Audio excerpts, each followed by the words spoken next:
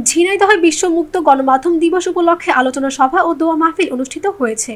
৩ মে রবিবার সন্ধ্যা ৭টার সময় Bangladesh press club Jhenaidah জেলা শাখার আয়োজনে বিশ্বমুক্ত গণমাধ্যম দিবস উপলক্ষে আলোচনা সভা ও দোয়া মাহফিল শুরু হয়। আলোচনা সভায় প্রধান অতিথি হিসেবে উপস্থিত ছিলেন সিনিয়র সাংবাদিক আকমল হোসেন। বিশেষ অতিথি হিসেবে উপস্থিত ছিলেন ঝিনাইদহ জেলা রিপোর্টার্স ইউনিটের সভাপতি এম.এ. কবির, মির্জাপুর ইউনিয়নের পরিষদের সাবেক চেয়ারম্যান মোহাম্মদ আসাদুজ্জামান আসাদুল হক মিলন, বাংলাদেশ প্রেস ক্লাব কালীগঞ্জ উপজেলা শাখার সভাপতি আব্দুস সালাম জয়, বাংলাদেশ প্রেস ক্লাব ঝিনাইদহ জেলা শাখার সহ সভাপতি মুজিবুর রহমান মিলন আহমেদ। আলোচনা সভায় সভাপতিত্ব করেন বাংলাদেশ প্রেস ক্লাব ঝিনাইদহ জেলা শাখার সভাপতি স্বপন মাহমুদ।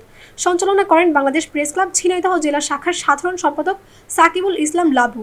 বক্তারা বলেন, একটি রাষ্ট্র ও সমাজের উন্নয়ন, স্বচ্ছতা এবং জবাবদিহিতা নিশ্চিত করতে মুক্ত ও দায়িত্বশীল সাংবাদিকতার ভূমিকা অপরিসীম।